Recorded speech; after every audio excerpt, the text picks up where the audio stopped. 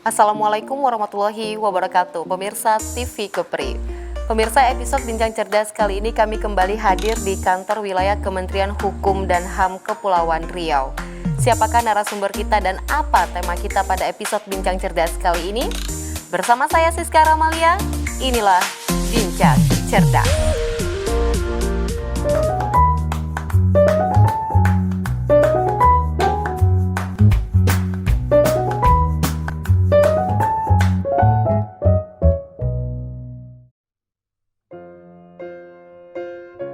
Baik pemirsa, terima kasih Anda masih bersama kami dan seperti yang saya sampaikan tadi, kami kembali hadir pada hari ini di kantor wilayah Kementerian Hukum dan HAM Kepulauan Riau.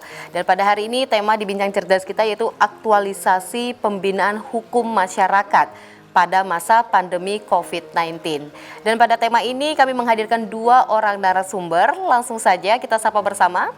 Narasumber kita yang pertama yaitu Kepala Divisi Pelayanan Hukum dan HAM, Bapak Darsyad. Assalamualaikum Pak. Assalamualaikum warahmatullahi wabarakatuh. Selamat sejahtera untuk kita semua. Salam sehat dari kami, dari Kanwil Kementerian Hukum dan HAM Kepri. Baik, terima kasih. Bapak apa kabar, sehat Pak? Alhamdulillah sehat. Alhamdulillah sehat. Masih semangat ya Pak di tengah pandemi ini? Tetap semangat. Alhamdulillah. Baik pemirsa, narasumber kita yang kedua yaitu Kasubit Penyuluhan Hukum, Bantuan Hukum dan JDIH, yaitu Ibu Evelyn. Assalamualaikum Ibu. Assalamualaikum warahmatullahi wabarakatuh. Apa kabar Bu? Alhamdulillah sehat. Alhamdulillah. Gimana? Alhamdulillah sehat Ibu. Masih semangat kita semua di tengah pandemi ini ya. Semoga masyarakat Kepulauan Riau tetap sehat. Amin. Dan kita bersatu untuk lawan COVID-19. Amin, amin, amin, amin. Untuk tema kita aktualisasi pembinaan hukum masyarakat pada masa pandemi COVID-19 ya. Saya pertama ke Pak Darsyad dulu deh. Baik Pak, sebagai kementerian yang menjalankan tugas dan fungsi berkenaan dengan hukum, upaya apa saja yang dilakukan oleh Kementerian Hukum dan HAM untuk membuat masyarakat menjadi sadar hukum? Terima kasih Mbak Sis ya. Saya ingin cerita dulu sedikit ya. Baik Pak. Kementerian Hukum dan HAM merupakan salah satu kementerian atau lembaga yang melaksanakan tugas dan fungsi di bidang hukum dan hak asasi manusia. Nah, oleh karena itu pembangunan hukum itu sangat penting. Sangat penting. Kenapa? Karena pembangunan hukum juga merupakan bagian integral dari pembangunan nasional. Benar sekali. Iya. Hukum itu penting dalam pembangunan karena pembangunan di sektor lain, di bidang lain, landasannya hukum juga kan diatur semua oleh undang-undang. Nah, oleh karena itu sangat penting. Nah, ini juga merupakan amanah dari Undang-Undang Dasar 1945. Khususnya ada di pasal 1 ayat 3 bahwa negara Indonesia itu adalah negara hukum. Kemudian yang kedua, di pasal 28D ayat 1 bahwa setiap orang, setiap manusia itu mempunyai hak atas pengakuan, jaminan, juga perlindungan serta kepastian hukum yang adil, juga mempunyai hak untuk diperlakukan sama di hadapan hukum. Di hadapan hukum. Ya, oleh karena itu kami di Kementerian Hukum dan HAM yang mempunyai tugas dan fungsi di bidang hukum mempunyai program yang sangat penting. Itu program pembinaan hukum nasional. Pembinaan hukum. Ya, pembinaan hukum nasional yang dikemas dalam pembangunan budaya hukum masyarakat. Nah, ini sangat penting. Apa tujuannya? Adalah untuk membentuk kepribadian manusia, kepribadian masyarakat supaya mempunyai perilaku yang taat hukum. Perilaku yang taat hukum. Iya. Nah, oleh karena itu kami di Kementerian Hukum dan HAM dalam hal ini kalau di Jakarta di pusat itu adalah yang punya tugas adalah Badan Pembinaan Hukum Nasional mempunyai program untuk membentuk kelompok sadar hukum di desa atau kelurahan. Nah ini program yang penting itu adalah membentuk kelompok sadar hukum, keluarga sadar hukum. Keluarga sadar hukum. Jadi kita itu mulai dari akar rumput, mulai dari bawah.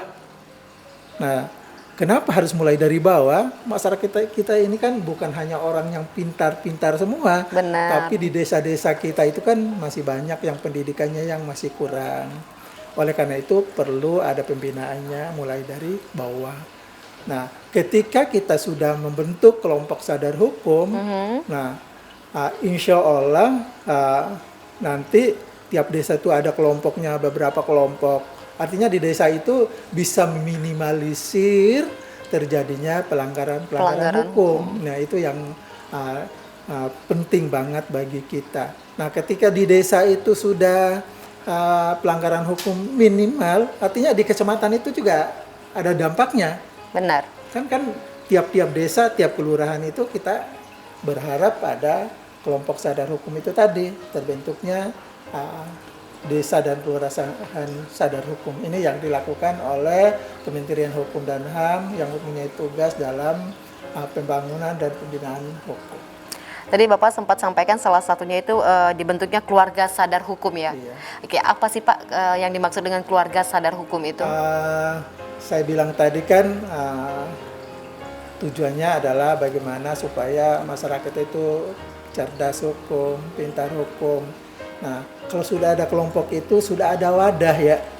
Wadah bagi masyarakat, bagi orang yang mau meningkatkan dirinya dalam mencerdaskan diri di bidang hukum. Di bidang Nah, kalau hukum. sudah cerdas, insya Allah ya kan awalnya kita paham dulu, kemudian cerdas, kita berharap nanti akan taat akan hukum yang saya bilang tadi itu.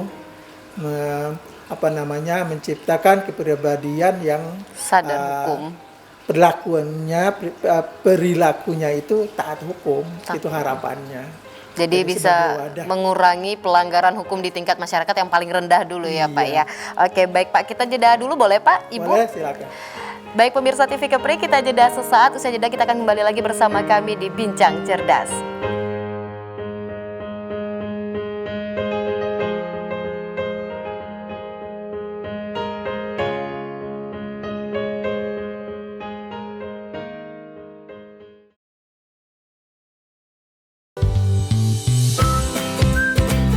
Hai adik-adik, di sini tempatnya.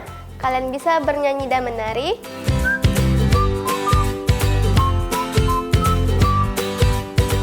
Bermain dan belajar bersama. Juga menggambar serta mewarnai bersama. Jangan lupa ya, saksikan terus Bintang Kecil hanya di TV Kepri. Rangkuman berita terhangat dalam sepekan. Kepri Sepekan kembali hadir temani akhir pekan Anda. Memberikan informasi yang aktual dan terpercaya. Kepri Sepekan hanya di TV Kepri.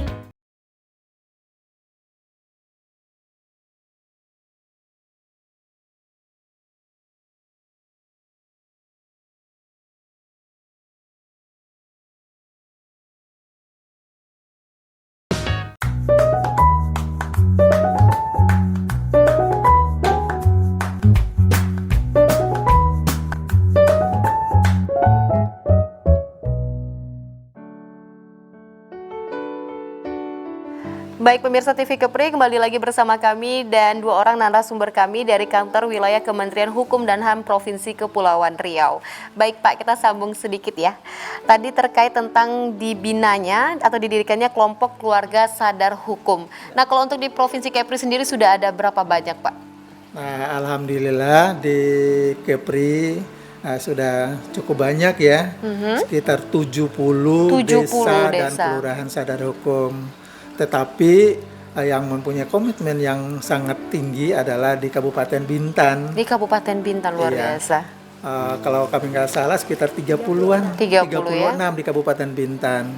Kalau di kabupaten kota yang lain ya di bawah itu, kayak di Tanjung Pinang sekitar 10 kelurahan, di Batam sekitar 5 kelurahan.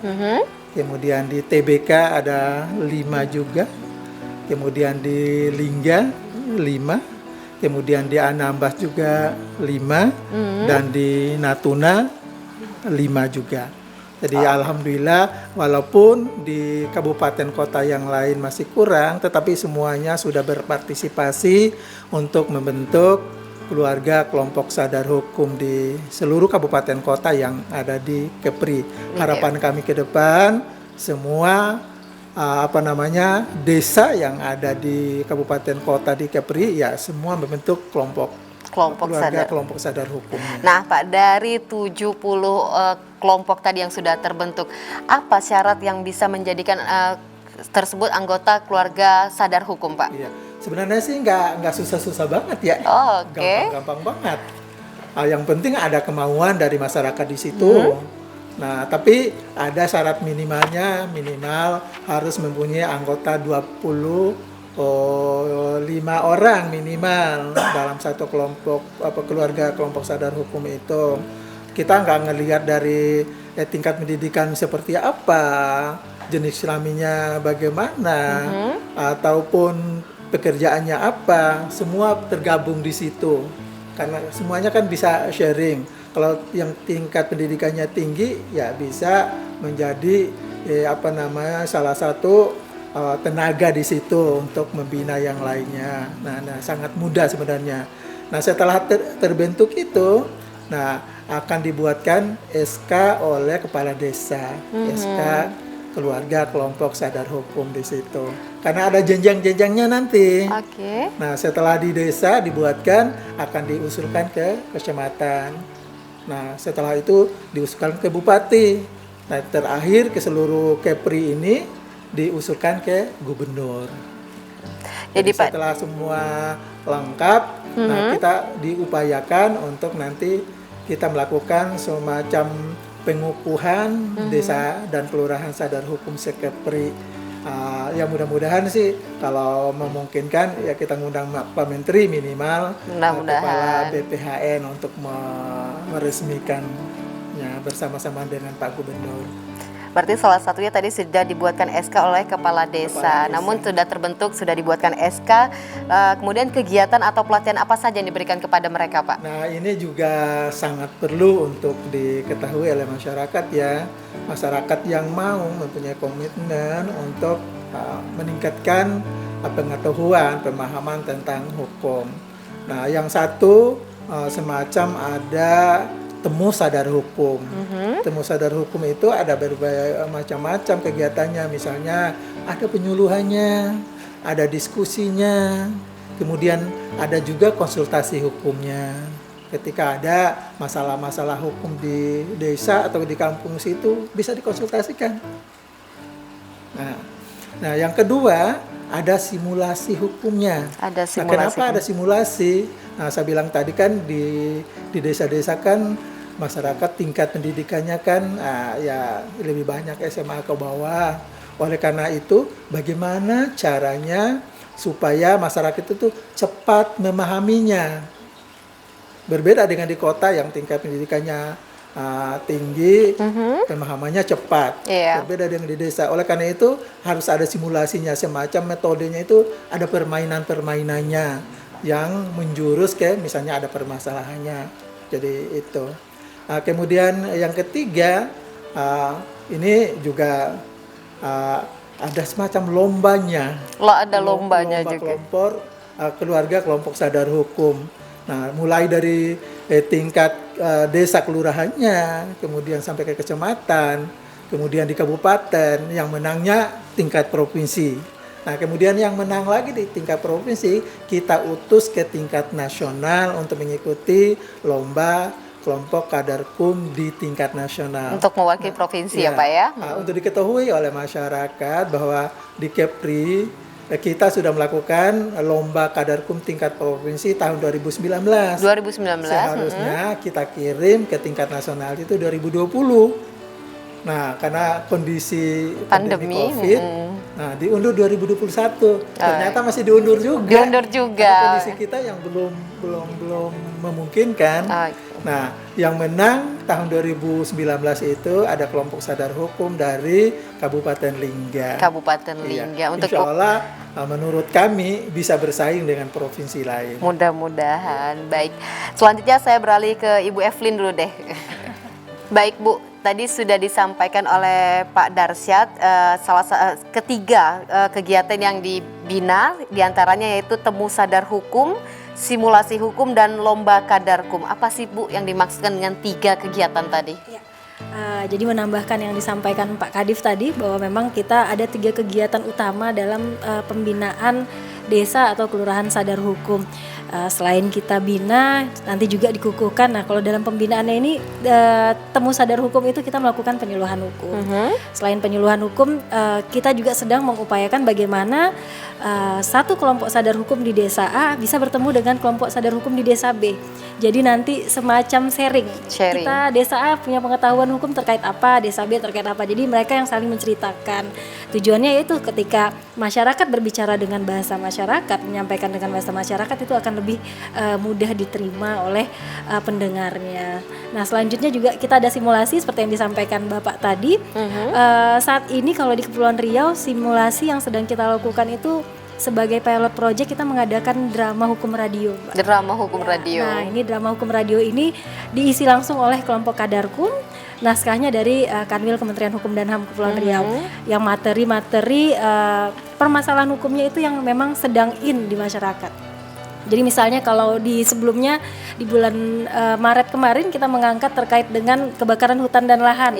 Nah, ini yang nanti diperankan oleh masyarakat sebagai pemain dramanya, dan di akhir nanti apa pesan-pesan yang ingin kita sampaikan, yang ingin kita berikan kepada masyarakat. Dan menurut kami drama hukum radio ini termasuk kegiatan yang positif, apalagi pada masa pandemi ini dan juga keterbatasan ruang gerak. Drama hukum lewat radio itu bisa menjangkau banyak masyarakat kita. Dan terakhir yaitu lomba kadarkum yang tadi telah disampaikan Bapak. Harapannya lomba kadarkum ini ketika sudah ada di level provinsi, persiapan untuk 3 tahun ke depan ini kita bisa lebih matang lagi. Jadi 70 kelompok sadar hukum yang tadi sudah disampaikan oleh Pak Kadif, ke depannya bisa lebih termotivasi sehingga dapat melahirkan kelompok sadar hukum terbaik yang dapat mewakili Kepri di periode selanjutnya. Di tahun 2021 ini mudah-mudahan ya. Mungkin di 2024 karena 2024 masih ditunda juga. Masih lingga ya Pak ya. Masih lingga. Baik. Baik, terima kasih Bu. Bapak, kita jeda kembali ya Pak, Bu. Baik pemirsa TV Kepri, kita jeda kembali. Usai jeda kami akan kembali bersama Anda. Tetaplah bersama kami di Bincang Cerdas.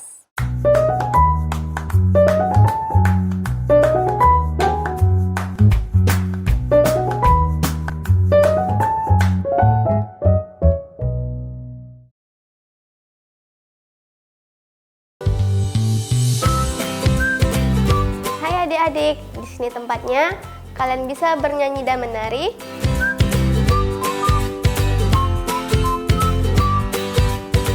Bermain dan belajar bersama.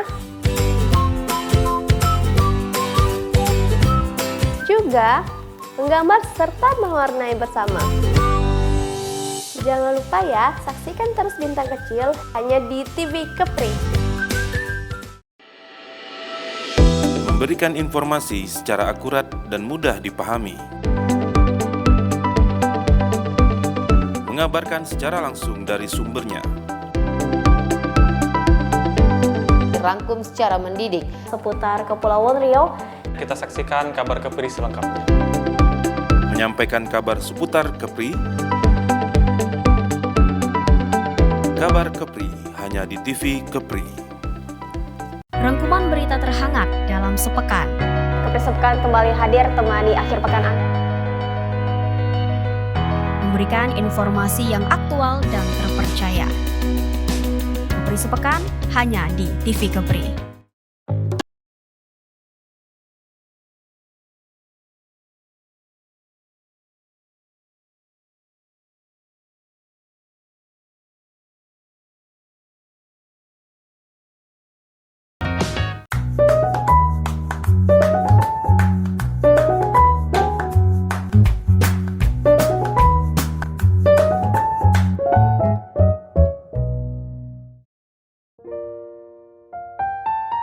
Baik pemirsa TV Kepri, Anda masih bersama kami di episode Bincang Cerdas. Baik Pak, kita sambung sedikit ya. Tadi sudah disampaikan Ibu Evelyn bahwa ada beberapa tingkat kegiatan yang dilakukan setelah pembentukan kelompok ini. Terus kemudian tadi Bapak juga sudah ada menyampaikan salah satunya pembuatan SK dari Kepala Desa. Namun Pak, penilaian terhadap desa atau kelurahan binaan untuk menentukan desa atau kelurahan yang sudah memenuhi kriteria desa atau kelurahan yang sadar hukum menyangkut apa saja Pak? Kalau terkait dengan kriterianya memang sesuai dengan surat edaran Kepala BPHN tahun 2017, ada 4 indikator yang dinilai sebagai desa atau kelurahan sadar hukum. Yang pertama ada indikator akses informasi hukumnya. Nah, salah satunya yang kita obrol tadi adalah ada kelompok keluarga kelompok sadar hukumnya. Nah, kemudian yang kedua, di situ kan saya bilang tadi ada yang pintar, ada yang enggak. Nah, sebagai tenaga penyuluhnya di situ. Nah, kemudian yang ketiga ada paralegalnya. Kalau ada kasus-kasus hukum di sana bisa dibantu oleh dia untuk penyelesaiannya. Kemudian yang keempat ada medianya, media informasi hukumnya, misalnya ada perpustakaan desanya, ada ya walaupun belum besar ada ruang-ruang bacaan, pojok bacaannya. Pojok bacaan. Ya. Nah, kemudian yang selanjutnya terkait dengan ada program kesadaran hukumnya. Nah, ini terkait dengan akses informasinya. Kemudian yang kedua ini yang paling penting. Tadi kan berbicara teori kitanya. Nah, sekarang berbicara implementasinya. Implementasinya sangat bermanfaat untuk pemerintah daerah dan masyarakat. Misalnya tingkat pembayaran pajak di daerah itu ya harus meningkat. Kalau bisa 100% PBB-nya. Karena hasil pembayaran itu kan akan kembali ke masyarakat juga untuk pembangunan. Nah, kemudian yang kedua terkait dengan masyarakat kita sekarang kan pengaruh-pengaruh media sosial juga ada yang kawinnya masih anak-anak muda. Jadi diharapkan yang perkawinan usia dini itu rendah gitu di situ. Baik. Karena gimana pun juga secara fisik dan mental itu kan usianya masih anak-anak kan belum matang, belum siap. Nah, kemudian yang ketiga rendahnya kasus narkotika. Di Kepri ini kan tingkat narkotikanya cukup tinggi. Ya, benar. Nah, kami di lapas rutan kami itu kasus narkotika yang paling tinggi yang ada di dalam tuh dibanding dengan kasus-kasus yang lain. Nah, itu diharapkan. Kemudian juga kasus perdagangan orang. Nah, kemudian juga tingkat perlindungan terhadap anak semakin baik. Kemudian keamanan dan ketertiban masyarakatnya juga semakin baik. Kemudian tidak hanya itu juga KDRT atau kekerasan dalam rumah tangga diharapkan ya kalau bisa nggak ada gitu kan ya. Nah, kemudian implementasi yang lain adalah bukan hanya kasus itu tapi juga terkait dengan pengelolaan lingkungan hidupnya. Jadi supaya jangan sampai di kota atau di kelurahan ada sampah-sampah yang berserakan, padahal udah tong sampahnya udah disediakan, bak sampahnya udah disediakan. Harus ada kesadaran masyarakatnya terkait dengan lingkungan. Kemudian indikator yang ketiga adalah akses keadilan. Akses keadilan. Ketersediaannya misalnya ada lembaga adat. Nah, kalau zaman-zaman dulu kan lembaga adat itu cukup efektif untuk menyelesaikan masalah-masalah hukum di desa. Janganlah langsung dibawa ke kepolisian, tapi udah coba diselesaikan yang kecil-kecil itu di lembaga adat dulu. Ini kan yang penting. Benar sekali, Kemudian juga ada ketersediaan bantuan hukum bagi masyarakat. Karena di kami juga punya program bantuan hukum. Nah, kemudian yang terakhir adalah akses demokrasi dan regulasi. Nah, ini diharapkan kalau di hierarki hukum itu kan ada undang-undang dasar, kemudian ada undang-undang, diharapkan di desa itu ada peraturan desanya. Nah, tapi peraturan desa itu diharapkan pembuatannya itu melibatkan masyarakatnya. Melibatkan masyarakat. Iya, kan akan diberlakukan di masyarakat itu kan. Nah, sehingga harus ada pelibatan partisipasi masyarakatnya. Kemudian yang terakhir adalah terkait dengan pelayanan publiknya. Jadi di desa dan kelurahan itu ada pelayanan masyarakatnya. Nah, ini yang penting, 4 indikator yang harus dipenuhi dalam pembentukan desa sadar hukum. Berarti ada 4 indikatornya Ada 4 kewajiban desa ya Pak ya. Iya. Baik. Nah Ibu, di masa pandemi COVID-19 ini, bagaimana membatasi ruang gerak masyarakat?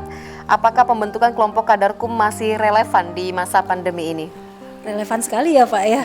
Apalagi konon katanya kalau pandemi ini kita semua di rumah, tapi ternyata banyak sekali kasus yang malah meningkat pada pandemi ini. Nah, seperti yang tadi disampaikan Pak Kadif terkait dengan KDRT, perlindungan anak. Nah, ini hal-hal yang walaupun pandemi, walaupun anak-anak di sekolah diliburkan, di sekolah belajarnya di rumah, tapi tetap harus kita edukasi orang tuanya, kita edukasi masyarakat. Jadi kalau menurut kami dan sesuai dengan apa yang terus kami lakukan, pembentukan pembinaan kelurahan sadar hukum ini sangat-sangat relevan untuk terus kita laksanakan. Apalagi meski di tengah pandemi Ya, ini ya Bu ya. Baik, kita beralih kembali ke Pak Darsyad. Pak Darsyad, Bapak kan selaku Kepala Divisi Pelayanan Hukum dan HAM. Kemudian apa harapan Bapak dengan adanya terbentuknya kelompok keluarga sadar hukum di Provinsi Kepulauan Riau? Oke, terima kasih Mbak Siska. Ini penting sekali untuk kita semua, untuk masyarakat Kepulauan Riau, untuk pemerintah daerah Kepulauan Riau harus mempunyai komitmen bersama-sama di dalam pembentukan desa dan kelompok sadar hukum ini. Harapan kami adalah ketika kelompok sadar hukum itu sudah dibentuk, nah dilakukan pembinaan, ada 3 metode pembinaannya tadi. Nah, harapan kami masyarakat itu paham hukum dulu. Nah, setelah paham tentu cerdas hukum. Nah, setelah cerdas, ya jangan hanya cerdas saja, tetapi harus diimplementasikan, atau bahasa hukumnya adalah taat hukum. Nah, ini yang harapan kami, sehingga permasalahan hukum di desa, di kecamatan bisa kita minimalisir, sehingga Kepulauan Riau ini menjadi daerah yang aman, tentram. Amin. Nah, ini harapan saya. Baik, terima kasih Pak atas waktunya. Semoga masyarakat Provinsi Kepulauan Riau lebih sadar akan hukum ya. Baik Bapak Ibu, terima kasih atas waktunya. Semoga kita bisa jumpa di lain waktu dengan tema-tema lainnya ya Bu. Baik pemirsa TV Kepri, usai sudah bincang cerdas kita bersama narasumber kita dari kantor wilayah Kementerian Hukum dan HAM Kepulauan Riau. Semoga dengan tayangan ini pemirsa di rumah bisa menambah ilmu serta informasi serta bisa mempunyai kesadaran hukum sehingga tercipta pengurangan terjadinya pelanggaran hukum. Pemirsa, saya Siska Ramalia beserta kerabat kerja yang bertugas mengucapkan terima kasih atas kebersamaan Anda. Wassalamualaikum warahmatullahi wabarakatuh. Salam.